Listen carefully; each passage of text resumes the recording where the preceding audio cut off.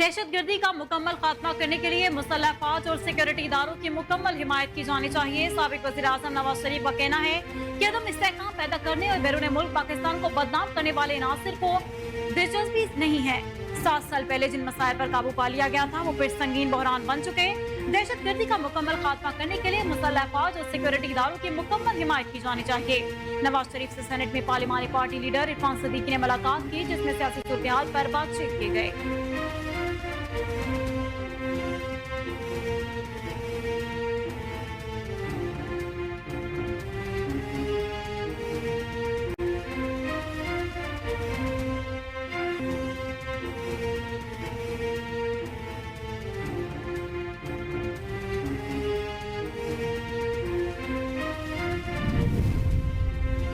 Form 47 वाले मुल्क नहीं बना सकते। शाफिया की हुकूमत 1% की हुकूमत है जो निजाम की तब्दीली नहीं चाहते।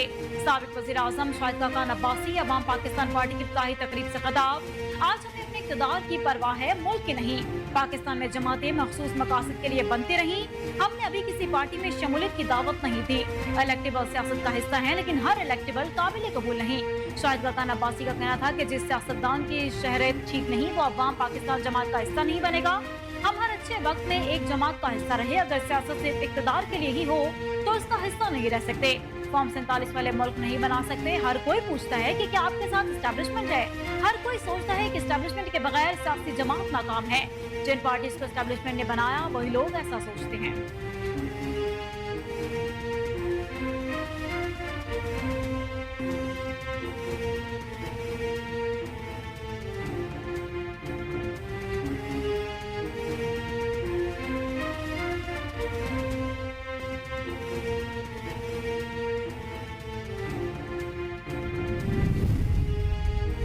गैस और पेट्रोलियम की तलाश करने वाली कंपनीज ने पाकिस्तान में $5 अरब की सरमायाकारी करने का ऐलान कर दिया। वज़ीर आज़म से पेट्रोलियम और गैस के शोबे की तलाश और पैदावारी कंपनियों के वफ्द ने मुलाकात की।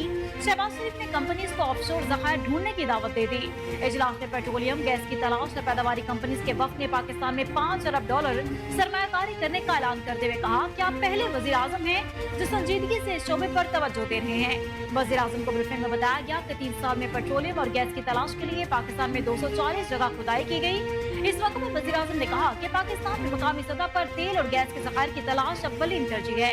पाकिस्तान तेल और गैस के दरामद पर हर साल अरबों डॉलर खर्च करता है।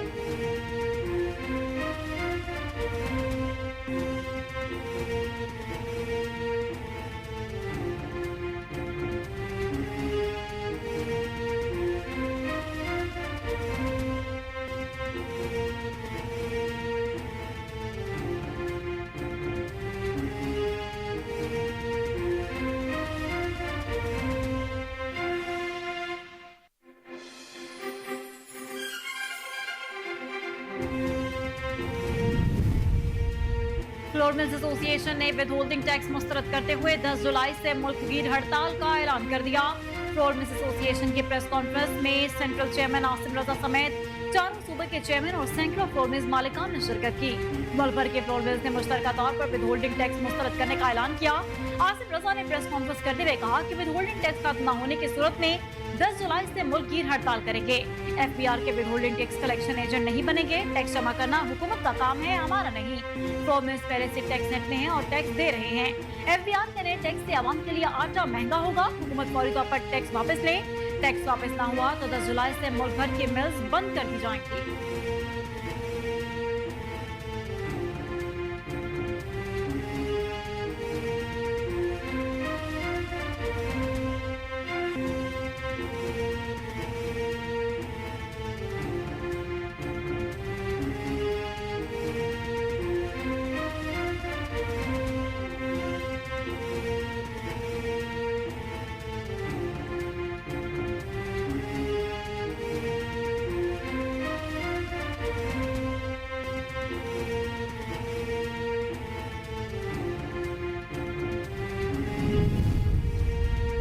बानी पीटीआई इमरान खान को जेल में सहूलियात फराहम करने के लिए सदर पाकिस्तान और वज़ीर आज़म को खत इरसाल।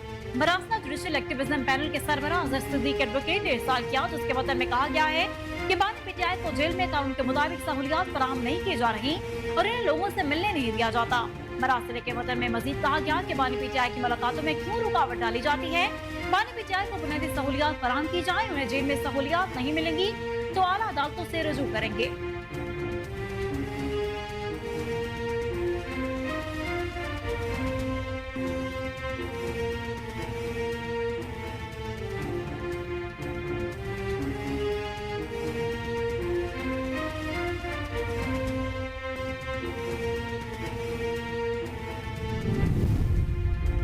नौवीं मुकदमात में बानी पीटीआई की अबूरी जमानतों की दरख्वास्त पर फैसला महफूज। बैरिस्टर सलमान सफदर इंसदादे दहशतगर्दी अदालत में पेश। सरकारी वकील ने बानी पीटीआई के जन हाउस और दीगर दोनों मुकदमात में गिरफ्तारी मांग ली। सरकारी वकील ने मौक़िफ़ अपनाया कि बानी पीटीआई से तफ्तीश के लिए गिरफ्तारी दरकार है। बैरिस्टर सलमान सफदर का कहना था कि बानी पीटीआई के मौजूदगी के बावजूद जमानतें कन्फर्म हो सकती हैं। बानी पीटीआई का शुक्रिया अदा करना चाहिए कि इनकी वजह से काफी केस लॉ सामने आ गए। जज इंसदादी अदालत खालिद अरशद ने सलमान सफदर से मुकालमा किया, फिर तो आपका भी शुक्रिया अदा करना चाहिए। बानी पीटीआई के वकील और सरकारी वकील के दलाल मुकम्मल होने पर फैसला महफूज कर लिया गया। इंसदादी दहशतगर्दी अदालत के जज 9 जुलाई को दरख्वास्तों पर महफूज फैसला सुनाएंगे।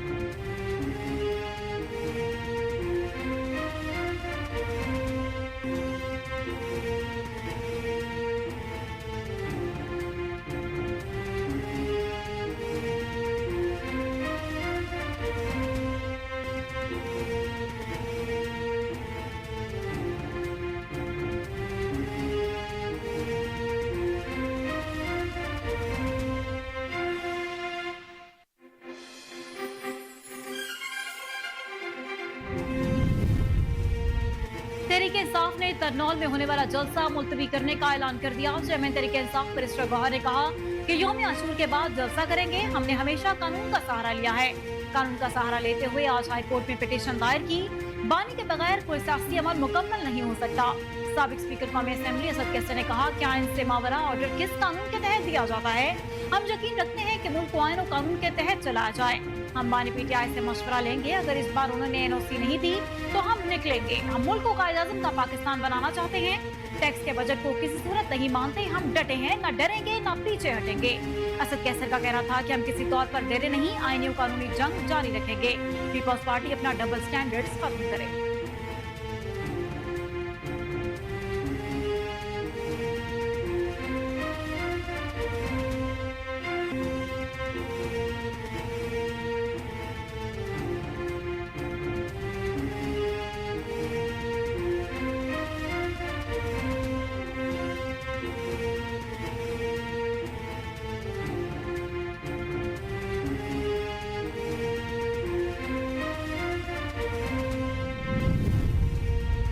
हमें इदारे के साथ कोई मसला नहीं, शख्सियात के साथ इख्तलाफ है। अली अमीन खान गंडापुर ने कहा कि मुल्क में सजा और जजा का निजाम नहीं, कौम अदलिया की जानिब देख रही है। पूरी कौम को पता है कि अदलिया पर दबाव है।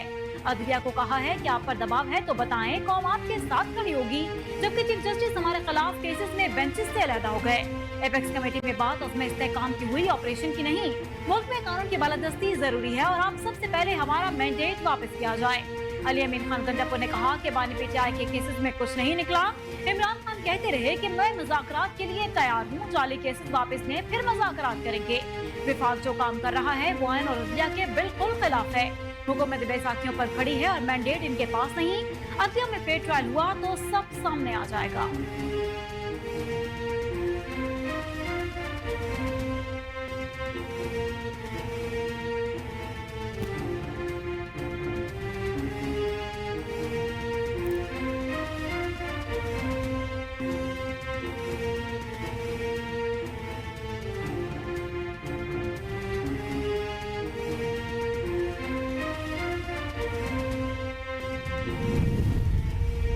पाकिस्तान मुस्लिम लीग ऑल पार्टी इस कॉन्फ्रेंस में भरपूर शिरकत करेगी। सदर पाकिस्तान मुस्लिम लीग चौधरी शुजात हुसैन ने कहा कि मुल्क को दहशतगर्दी की लानत से मुकम्मल पाक करने के लिए अज़्म इस्तेहकाम ऑपरेशन नागुज़ीर है।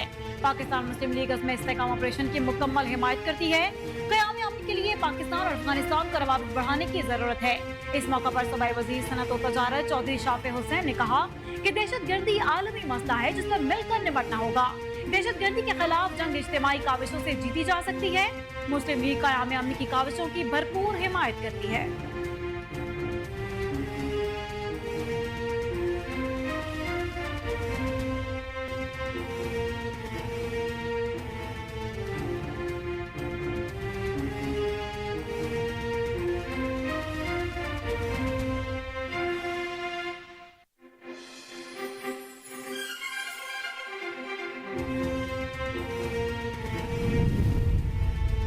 मूसलाधार मानसून बारिशों का सिलसिला जारी। लाहौर समेत पंजाब के मुख्य इलाकों में आंधी और गरज चमक के साथ बारिश। हफ्स और गर्मी का जोर टूट गया। कई इलाकों में बिजली की सप्लाई मुतासिर। जुड़वा शहरों में 30 मिलीमीटर बारिश रिकॉर्ड की गई। इस्लामाबाद, रावलपिंडी, मरीज, जेहलम, मुरीद के गुजरावाला, अटक, वजीराबाद समेत मुख्तलिफ शहरों में बादल बरस पड़े। अटक शहर और गिरदोनवा में शदीद बारिश के बायस कई फीडर्स ट्रिप कर गए। आजाद कश्मीर में भी तूफानी बारिश से पानी घरों में दाखिल। बिजली के पोल और दरख्त जड़ों से उखड़ गए। महकमा मौसमियात के मुताबिक मूसलाधार बारिश से नदी नालों में सैलाबी सूरत हाल पैदा होगी। लाहौर, सियालकोट, गुजरावाला, नारोवाल, रावलपिंडी, फैसलाबाद और पेशावर में अर्बन फ्लडिंग का खदशा है। KPK के पहाड़ी इलाकों में लैंडस्लाइडिंग का भी अंदेशा जाहिर कर दिया गया।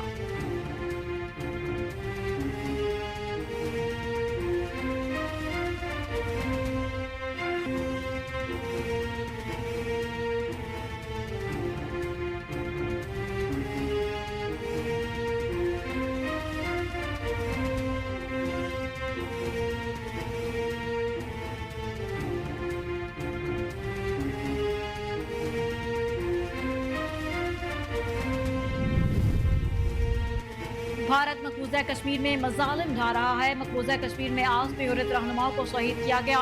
अक़वाम मुत्तहिदा की करारदादों के मुताबिक मसला कश्मीर का हल चाहते हैं। ऑल पार्टी हुर्रियत कॉन्फ्रेंस आजाद जम्मू कश्मीर पाकिस्तान के रहनुमाओं की प्रेस कॉन्फ्रेंस। गुलाम मोहम्मद सफी का कहना था कि भारत की कोई भी साजिश कश्मीरियों के जद्दोजहद को नहीं दबा सकती। हर महाज पर कश्मीरी अपनी जद्दोजहद जारी रखेंगे। भारत इस तहरीक को दुनिया में दहशतगर्द तहरीक करार दिलाना चाहता है, लेकिन हिंदुस्तान की कोशिशें नाकाम हो गयी। वोट जराओ धमकाओ से तहरीक से बाज रखना चाहते हैं। मोदी ने 10 लाख फौज की निगरानी में इंतखाबात कराए। कश्मीर के लोगों ने इनको वोट दिए जो जेल में हैं। नौजवान तबका भारत के खिलाफ हथियार उठाने पर तैयार है। 8 जुलाई को एक रैली आर्ट्स काउंसिल से प्रेस क्लब तक निकालेंगे।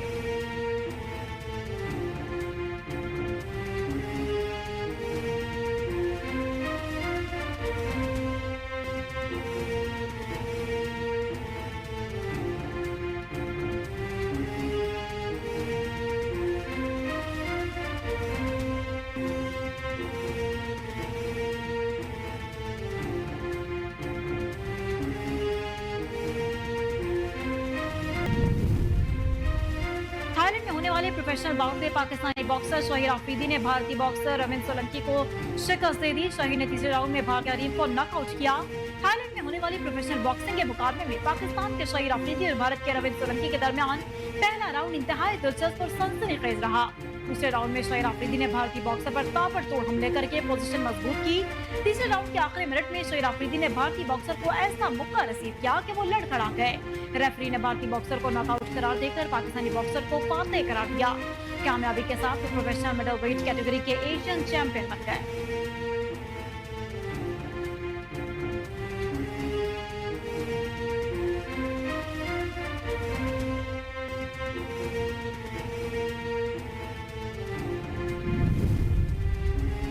स्टार बल्लेबाज विराट कोहली और अनुष्का शर्मा का बच्चों के साथ मुस्तकिल तौर पर मुंबई से लंदन मुंतकिल होने का प्लान। कोहली और अनुष्का भारत में शोर शराबे, करोड़ों मतदाताओं से दूर अपनी निजी जिंदगी पुरसुकून माहौल में गुजारना चाहते हैं, जहां हंगामा और शोर शराबे न हो, दोनों आजादाना घूम फिर सके, इनके बच्चे बैरून मुल्क तालीम हासिल कर सके। करीबी हल्का दावा कर रहे हैं कि यह खानदान लंदन में मुस्तकिल तौर पर आबाद हो सकता है, जहाँ वो एक आलीशान घर खरीदने की मंसूबाबंदी कर रहे हैं। अकाई की पैदाइश से पहले विराट कोहली और अनुष्का शर्मा ने लंदन में काफी वक्त गुजारा।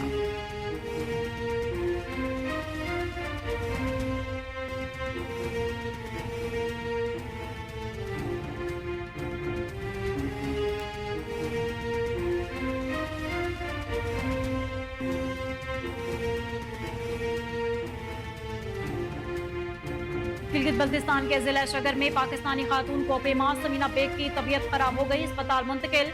डॉक्टर्स के मुताबिक समीना बेग के फेफड़े में पानी भरने के बाद तबीयत बिगड़ गई। हेलीकॉप्टर न मिलने पर समीना बेग को गुज़िश्ता रोज घोड़े पर बेस कैंप से रवाना किया गया।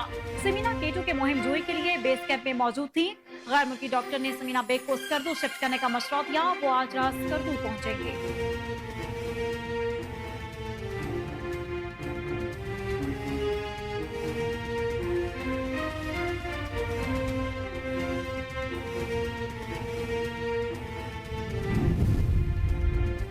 बांग्लादेश के साबिक टेस्ट क्रिकेटर नफीस इकबाल ब्रेन हेमरेज का शिकार हो गए। साबिक क्रिकेटर को गुज़श्ता चंद दिनों से सर दर्द की शिकायत थी। तबीयत बिगड़ने पर नफीस इकबाल को अस्पताल ले जाया गया, जहां डॉक्टर ने इनके ब्रेन हेमरेज की तशखीस कर दी। डॉक्टर्स का कहना है कि नफीस इकबाल की शरीयाम में कहीं कहीं खून जमा है। ताहम नफीस इकबाल की सेहत बेहतर है, वो खतरे से बाहर है।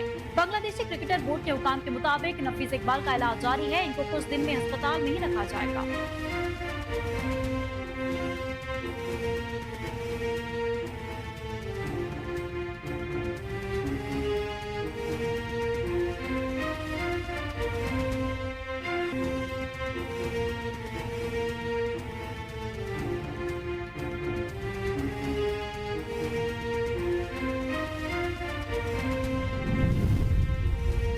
कौमी टीम के टेस्ट क्रिकेटर फवाद आलम की वालिदा 63 साल की उम्र में इंतकाल कर गईं। वालिदा के इंतकाल की तस्दीक टेस्ट क्रिकेटर की जानिब से की गई। उन्होंने बताया कि वालिदा गुज़श्ता चंद माह से बहुत बीमार थी, जो इंतकाल कर गईं। फवाद आलम ने कहा कि मां के जाने के बाद खुद को बहुत ही ज्यादा तन्हा महसूस कर रहा हूँ।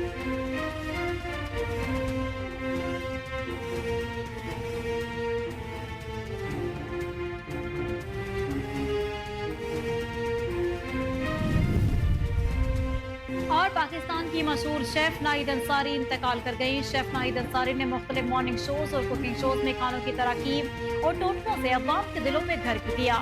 नाहिद अंसारी कैंसर के मर्ज में मुब्तला थी। इनके इंतकाल की खबर एक निजी टीवी शो के मेजबान की जानिब से अपने इंस्टाग्राम अकाउंट के जरिए दी गई। इंतकाल की खबर के बाद सोशल मीडिया सार्फिन और शेफ के चाहने वालों की जानिब से गहरे दुख का इजहार किया गया।